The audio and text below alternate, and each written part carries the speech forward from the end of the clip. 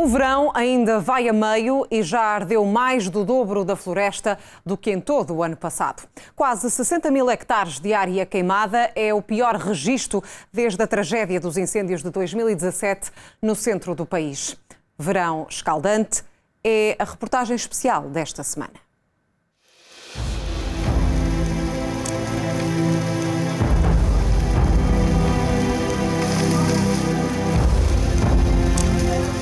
A onda de calor que atingiu Portugal no passado mês de julho mobilizou milhares de operacionais e deixou aldeias inteiras cercadas pelos fogos. Os mais graves aconteceram em Mursa, no distrito de Vila Real, que se estendeu depois aos concelhos vizinhos de Vila Pouca de Aguiar e Valpaços. Cerca de 15 mil hectares arderam e um casal perdeu a vida. Amadeu Barreira, de 69 anos, e Iracema Barreira, de 72 anos, fugiam do fogo na aldeia de Penabeice, na freguesia de Jô, quando o condutor perdeu o controle da viatura e se despistou. Caiu então nesta ravina. A viatura ficou totalmente carbonizada e o casal teve morte imediata. Este ano já ardeu mais do dobro do registado no ano passado. São cerca de 58 mil hectares de floresta. É de resto o terceiro país da Europa com maior área ardida. Mas as estatísticas impressionantes não se ficam por aqui. Entre 1980 e 2021, ardeu em Portugal o equivalente a 55% da área de Portugal continental. São mais de 4 milhões e 800 mil hectares de floresta. Eu encaro isto como uma guerra. É uma guerra. Portanto, há que olhar para isto como uma luta contra um desequilíbrio. Carlos da Câmara é climatologista e professor na Faculdade de Ciências da Universidade de Lisboa. Diz que o grande interior, centro, não tem sido fortemente atingido pelos fogos, uma vez que, após os grandes incêndios de 2017, não houve um grande acumular de biomassa, que só passados cerca de 15 anos voltam a ter condições ideais para fogos. Por isso mesmo, neste ano têm-se registado mais ignições no litoral do país. Este ano os incêndios tiveram características diferentes, se reparar. Foram essencialmente mais junto ao litoral, como o caso de Orém, foi junto ao Algarve, não é uma pessoa imaginar a Quinta do Lago a arder, como se viu, campos de golfe, jardins cuidados, portanto, que mostra uma coisa extraordinária, não é? Que estamos sempre à espera que os fogos atinjam zonas desfavorecidas, com pessoas já idosas, portanto, a olhar com um ar quase resignado àquilo que lhe está a acontecer. E não, no caso do Algarve, foi exatamente o oposto, foi uma zona quase de luxo. Pois bem, portanto, no fundo, este ano foi essencialmente mais a orla litoral e, sobretudo, a mais povoada. O especialista em incêndios florestais relembra a regra dos 330, que diz que as condições para ignições são criadas se houver temperaturas acima de 30 graus, umidade abaixo de 30% e vento acima de 30 km por hora. Mas Carlos da Câmara acrescenta um outro 30, não chover há pelo menos 30 dias. Tudo isso, juntando à maior seca de que há registros em Portugal, tem-se as condições perfeitas para fogos de grande intensidade. Nós aqui na faculdade desenvolvemos um modelo estatístico em que dá o termo técnico é outlook, portanto, se quiser, dá uma visão antecipada da área ardida expectável numa determinada época de incêndios. E nesse modelo que corremos para 40 anos, sempre como referência, nunca vi um ano tão severo como este. Portanto, acho que está tudo dito. Mas há outras razões para Portugal ter uma das maiores taxas de fogos florestais do mundo, como explica António Bento Gonçalves. E como é que se rentabilizam terrenos onde só vivem pessoas idosas, descapitalizadas, portanto, sem força física, sem dinheiro, através de espécies de crescimento rápido e, sobretudo, sem investir. Portanto, aquilo que se tem feito, basicamente desde os anos 60, 70 do século XX até ao presente, é deixar crescer floresta sem qualquer tipo de gestão, num território por si só completamente desordenado.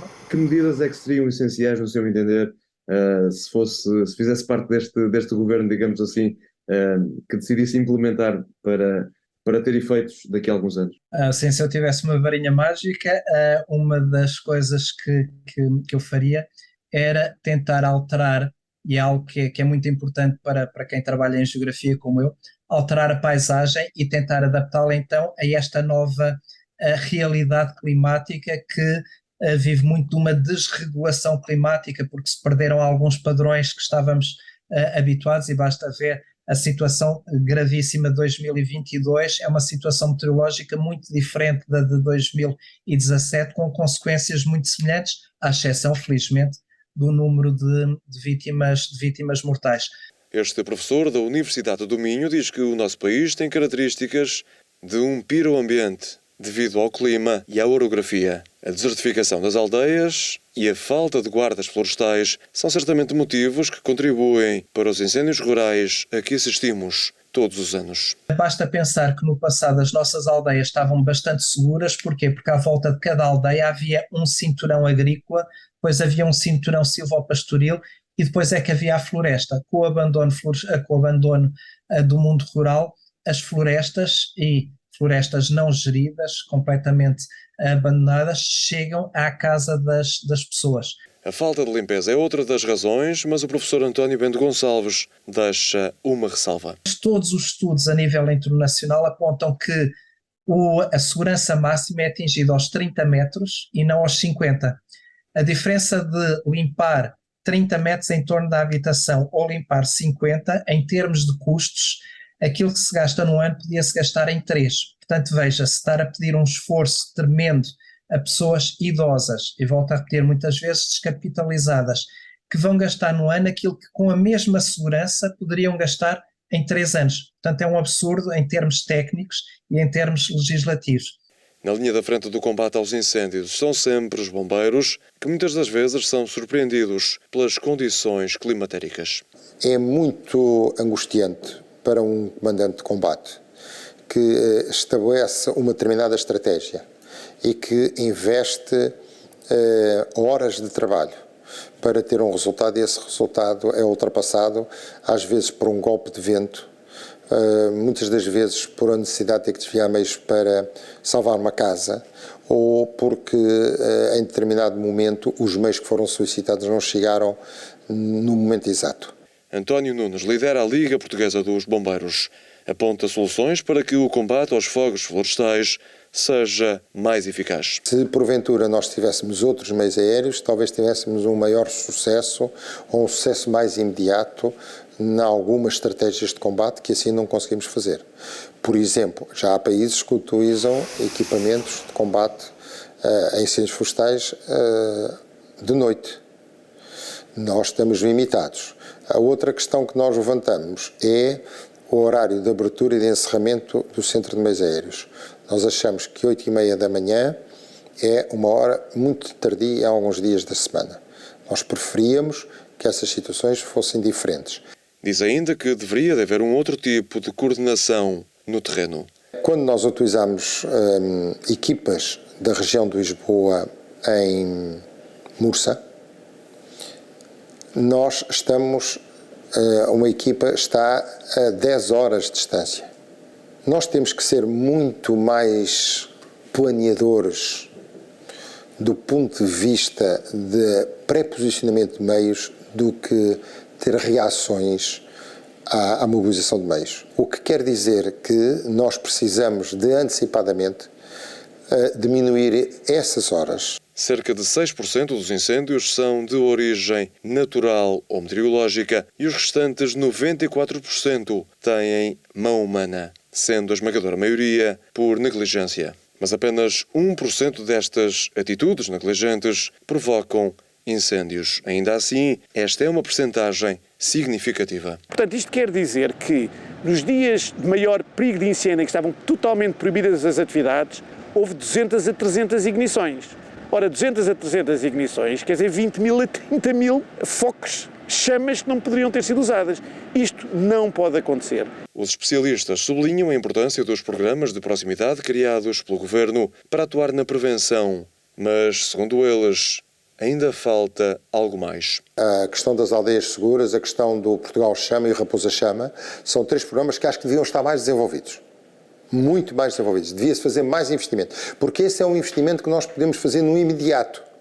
Ou seja, eu ter melhores meios de combate e ter a população retirada dos locais de perigo, isto é uma ação imediata que eu posso fazer. podem fazer um trabalho notável durante o outono, durante o inverno, durante a primavera e depois ajudar muito no verão. Eles não vão combater, obviamente, não são combatentes, mas podem indicar a quem vem os melhores caminhos, terem toda uma série de aspectos que podem ajudar.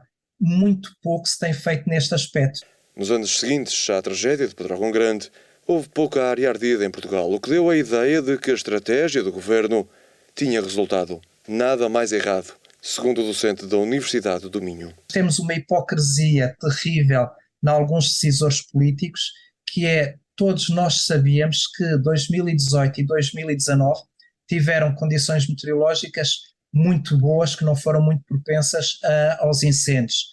Vieram encher a boca que as medidas tomadas estavam a ser fantásticas porque já estavam quase a resolver o problema. E segurança foi o que não encontraram centenas de pessoas em Portugal nas últimas 2 décadas. O século XXI tem sido particularmente trágico. Só nos primeiros 22 anos deste século morreram cerca de 200 pessoas vítimas de fogos florestais. Naturalmente, o grande destaque vai para o ano de 2017, quando mais de 100 pessoas perderam a vida nos incêndios de junho e outubro. E como serão os próximos anos? Nos cenários mais gravosos podemos vir a ter 10 ondas de calor, que é uma loucura. Portanto, quer dizer, este ano tivemos 2, eu já digo, bom, os modelos exageram, imaginemos que se passa a 4, que é extremamente possível. Já imaginou que é termos 4 ondas de calor em vez de 2, com os problemas quer ao nível de incêndio, quer de agricultura, quer de mortes por excesso de calor. Portanto, é isto que nos espera. É o resultado das alterações climáticas a que assistimos, com efeitos em vários pontos do globo. Por cá, no extremo ocidental da Europa, teremos, pois, ondas de calor mais prolongadas e incêndios mais intensos.